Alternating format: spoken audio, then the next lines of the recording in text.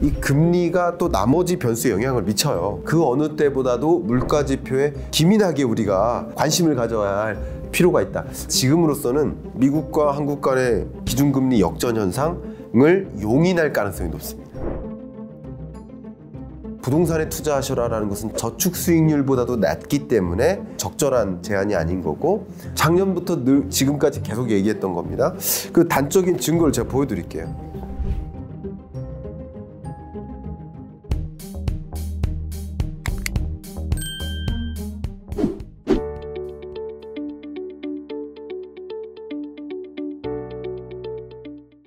(2022년에는) 그 둔화되는 흐름이 더 강해진다.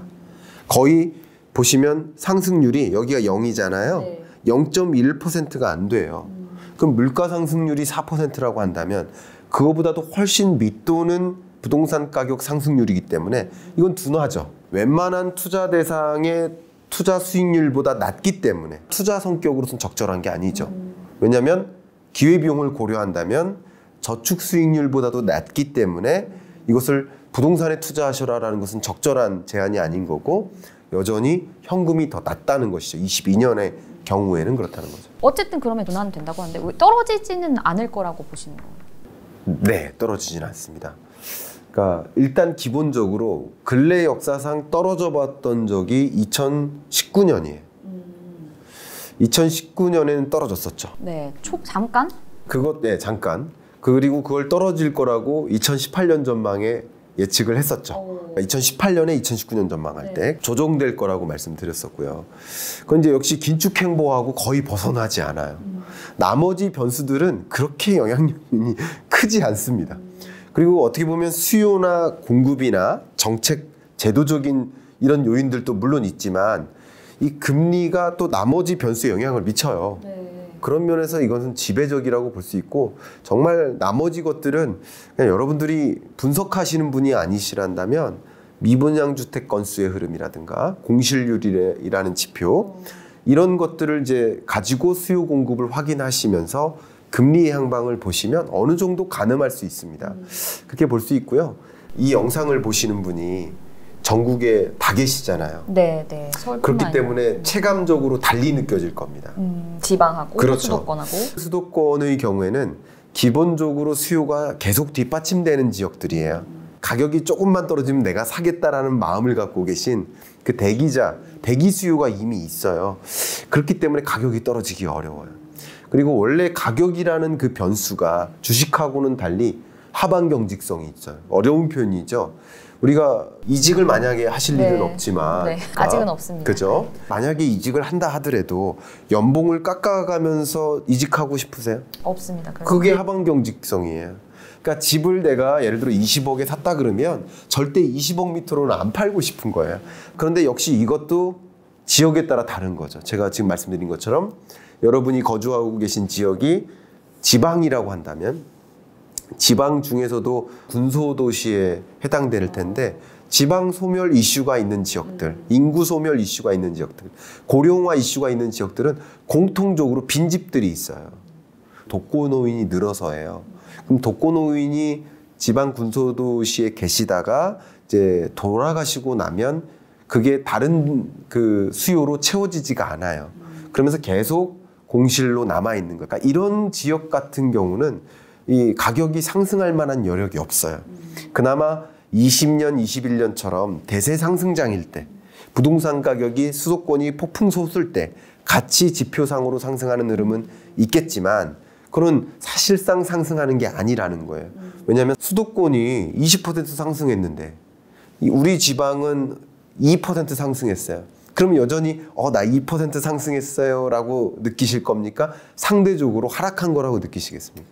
후자가 서울 수도권과 지방의 탈동조화 현상은 계속 두드러질 거고요. 그러니까 이런 흐름이 있기 때문에 지방권을 제가 적극적으로 추천드리지는 않습니다. 뭐 투자 관점에서는. 그 중장기적인 흐름을 보실 때 여러분이 꼭 주목하셔야 될 것은 인구의 이동입니다. 인구의 증감이 아니에요. 지방권에서 수도권으로의 이동이 뚜렷하기 때문에 주택 수요는 계속 뒷받침되는 거예요. 그렇다고 그러면 서울은 인구가 감소하니까 떨어집니까? 떨어지진 않습니다. 왜냐하면 주거지역으로서의 의미보다 도심 밀집 지역, 상업 지역으로서의 의미가 크기 때문에 그 지대의 가치가 계속 커지기 때문에 이것은 다른 변수인 거예요. 인구 감소 시대에 인구가 수도권으로 편입되는 현상까지 가중시켜서 생각을 해본다면 이런 부동산 가격 조정 압력은 더 클 수 있겠다. 이렇게 좀 안타깝지만 그렇게 말씀드리겠습니다. 금리 인상이 뭐 집값의 70%를 좌우한다라고 하셨는데 그럼 미국은 일단 미국을 봐야 되잖아요. 미국이 연내 기준으로 해야 되나? 얼마까지 올릴 거라고 보세요? 질문에 대한 답은 원론적으로 그럼 물가 상승률에 달려 있다. 그렇죠. 이렇게밖에 답변 드릴 수가 없어요. 네네네. 중앙은행이 이 나라에 있는 이유는 물가 잡기 위한 거거든요. 정치적인 압력도 당연히 들어갈 겁니다. 왜냐하면 제롬 파월 입장에서는 중간 선거가 하반기에 있잖아요. 그렇기 때문에 물가를 안 잡으면 서민들의 표를 얻기가 힘들죠. 완전히 잃습니다. 같은 물가 상승률 8.6%의 상승률은 모두에게 똑같은 충격이 아니라 상대적으로 저소득층에게 더 큰 충격인 거죠. 우리 그래서 엥겔 계수라는 표현을 쓰잖아요. 그렇기 때문에 그 표를 잃을 가능성이 굉장히 높아요. 그렇기 위해서라도 물가를 잡기 위해서 금리를 인상할 텐데 그렇기 때문에 금리 인상 행보는 물가 상승률에 달려있다. 그 어느 때보다도 물가 지표에 기민하게 우리가 지켜볼 관심을 가져야 할 필요가 있다. 근데 이제 한은도 고민이 많잖아요. 사실 이제 미국과 기준금리를 이렇게 비교하면서 움직여야 하는데 그래서 가장 우려스러운 건 금리 역전 상황까지 올 것이냐 이건데 이 상황은 어떻게 보세요? 금리 역전 올 수 있습니다. 그러니까 금리 역전 자체에 대해서 너무 큰 불안함을 가지실 필요는 없을 것 같습니다. 그러니까 금리 역전이 되면 결과적으로 외국인 자금 유출이 엄청나게 일어나는 거 아니냐. 그래서 우리나라 또 외환 위기 오는 거 아니냐. 이런 상상까지 하시는 거예요. 근데 아무리 진단을 해봐도 외환 위기 가능성은 굉장히 희박합니다. 보유액이 좀 많은 상황이라서. 보유액이나 외채의 비중 같은 걸 보면 단기 외채 비중이 매우 작기 때문에 그게 외환 위기로 번질 가능성은 낮고요. 외환 위기 가능성이 점증된다 만약에 그러면 우리도 빅스텝을 할 겁니다. 지금 우리나라 중앙은행, 한국은행은 금통위에서 두 가지 중에 하나 결정을 할 거예요. 이 물가를 잡기 위해서 금리를 가파르게 인상할 것이냐, 혹은 외국인 자금 유출을 막기 위해서 빅스텝을 단행할 것이냐, 한 가지. 두 번째는 그렇게 하다 보면 애써 나름 회복시켰던 경기를 또 위축시켜야 된다. 그러면 많은 기업들이 또 위축시키다 보면 적극적으로 신산업 진출 같은 거 못 하거든요. 결국 이것을 택하다 보면 경제 성장률이 1.5 요 정도로 또 하방 압력을 받아요. 그럼 말 그대로 스태그플레이션에 진입할 수 있거든요. 그렇기 때문에 지금으로서는 미국과 한국 간의 기준금리 역전 현상을 용인할 가능성이 높습니다. 그리고 제가 그걸 가지고 너무 공포감을 가지실 필요 없다고 말씀드리는 것은 역전 현상 자체가 중요한 의미가 아니라 금리 인상 행보가 언제까지 이어질지가 중요한 겁니다. 그러니까 항상 경제는 변화하기 때문에 변화되는 그 경로 속에 자금 유출이 일어나는 것이지, 금리가 2이고 3이니까 그러면 3일 때 만약에 2로 인하한다고 쳐봐요. 네. 그럼 그런다고 그러면 물가가 폭등할까요? 그러니까 그 레벨 자체가 중요한 것이 아니라 제가 강조하는 것은 어디서 어디로 이동하는지, 그 이동하는 방향과 이동하는 속도, 그 두 가지입니다. 지금으로서는 진단해 본다면 결국 물가 상승률에 대한 전망을 전제로 깔아야 되잖아요. 네. IMF가 지난 4월에 미국 물가 상승률 전망치를 7.7%로 봤고요. 우리나라는 4.0으로 봤어요. 근데 이거마저도 상향 조정될 가능성이 높아진 상황입니다. 그렇기 때문에 그 물가 상승률 7.7%를 잡기 위해서 대대적인 긴축 행보를 보이는 건데, 연준 입장에서 자국 물가만 보는 거잖아요. 쉽게 말하면. 그러니까 당연히 빅스텝, 자이언트 스텝 가능한 거예요. 물가에 따라서. 그러나 우리나라는 눈치 볼 것들이 많은 거죠. 그러니까 당연히 역전은 가능한 일인 거고요. 그렇게 긴축적인 행보를 보임에 따라서 보이는 과정에서 계속 자금 유출이 있는 거죠. 그러면서 자산 가격이 조정되는 그런 과정을 좀 보시면 좋겠습니다. 그러면 이제 무엇에 투자를 해야 되느냐? 제가 작년 경제전망서에 21년 전망서 같은 경우는 원유에 투자를 하셔라. 그 원유를 얼마 전까지 보유하고 있었으면 딱 좋습니다. 그리고 원자재에 투자를 하셔라라고 해서 구리 사셔라. 작년부터 늘 지금까지 계속 얘기했던 겁니다. 그 단적인 증거를 제가 보여드릴게요. 여기 보시면 여러 가지 그 지표를 보여주는데 주가 지표는 22년을 기점으로 해서 계속 박스권에 갇히죠. 네. 근데 반대로 에너지 인덱스나 기타 원자재 지수는 우상향하죠. 그러니까 지금 1년의 물가 상승 압력은 기인하는 요인이 뭐예요? 원유 상승? 그렇죠. 원유나 원자재 가격 상승이에요. 이 원자재의 바스켓에는 크게 에너지 원자재, 그리고 철, 비철금속 원자재, 식료품 원자재가 있는데 이 두 가지 원자재가 급격히 이 물가 상승세를 만드는 거고요. 근데 이 물가 상승세가 생각보다 안 잡히는 이유는 안 잡힐 것이라고 전망을 했는데 안 잡히는 이유는 또 22년 하반기 내내 23년까지도 식료품 원자재 가격이 안 잡히기 때문입니다. 아유, 식료품도 요즘 난리 대란이더라고요. 그것은 단기적인 이슈가 아니라는 걸 미리 말씀드려요. 그렇기 때문에 이렇게 인플레이션이 장기화되는 초인플레이션 시대에는 뭐에 투자를 해야 된다? 인플레이션에 투자를 해야 된다. 인플레이션에 투자하는 방식이 원자재 ETF와 같은 그런 지표에 투자하는 방식이 적당하겠고, 그렇지 않겠다면 현금을 보유하는 게 적당하겠다라는 말씀을 드렸는데, 지금의 스탠스는 작년 이맘때 드렸던 말씀보다 더 강해진 거죠. 왜냐하면 러시아 우크라이나 전쟁 이후에 인플레이션 압력이 더 커졌기 때문에 지금은 그 스탠스가 더 강해졌다라고 보는 겁니다. 18년에 사신 건 아직도 갖고 계신 거죠? 그건 지금 들고 있죠. 들고 있죠. 1주택자의 경우에는 당연히 보유하는 게 맞고요. 지금은 굳이 투자를 한다 그러면 상업용 부동산에 투자하는 것이 적절할 수 있겠다고 의견을 드리겠습니다.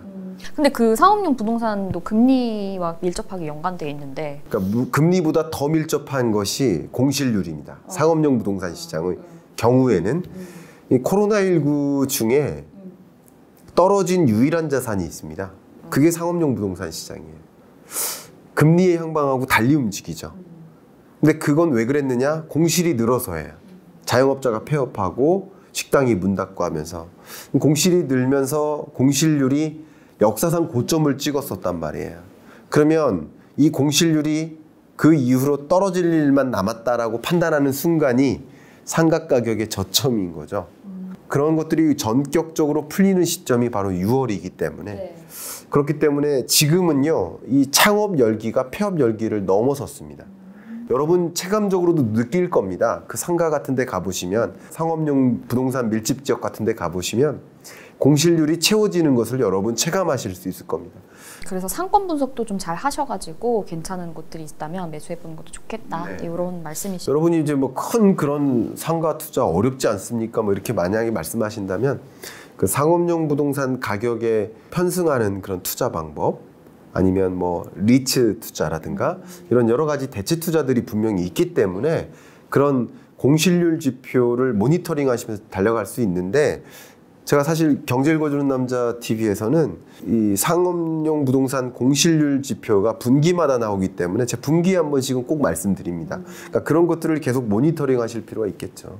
그래서 마지막으로 짧게, 그래서 아까 뭐 짧게 얘기는 하셨지만 앞으로 어떻게 투자해야 될지 한 번만 정리해 주시면 끝나겠습니다. 22년 하반기부터는요, 여러분 인플레이션 시대입니다. 우리 포트폴리오 상에서 무엇에 집중을 해야 될까요? 인플레이션과 현금에 투자를 하면 돼요. 현금을 갖고 있는 것도 투자인 거예요. 특히 저축 투자 상품들, 예를 특히 뭐 이렇게 특판 상품들, 고금리 특판 상품들 나오니까 그런 것들을 좀 많이 활용해서 현금을 좀 많이 보유하는 시점인 거고요. 그리고 이제 22년 하반기 12월 혹은 2023년 1월 정도를 기점으로, 지금의 판단으로서는 그런 기점으로 이제 포트폴리오를 조정하는 시점이 옵니다. 근데 그때까지는 현금 보유 비중이 적절할 수 있겠고요. 근데 난 현금은 좀 싫다 그러신다면 인플레이션에 투자하라. 다시 말해서 지금 1년의 인플레이션 현상은 원자재 가격의 상승인 거고요. 특히 21년, 22년과 다른 이 원자재 가격의 상승의 주도 세력은 식료품 원자재입니다. 그러니까 예를 들면 콩, 옥수수, 밀과 같은 곡물 가격에 편승한 그 ETF 상품들, 이런 것에 투자 의사결정 하신다면 지속적으로 잃지 않는 투자를 하실 수 있지 않을까. 식료품 가격은 정말 23년까지, 24년까지는 그래도 중기적으로 상승세를 유지할 거라고 판단이 서신다면, 동의를 하신다면, 그렇다면 그렇게 의사결정 하시는 것도 나쁘지 않겠다 의견을 드리겠습니다. 그래서 오늘 김광석 교수님과 함께 얘기 나눠봤습니다. 네, 말씀 감사합니다. 감사합니다.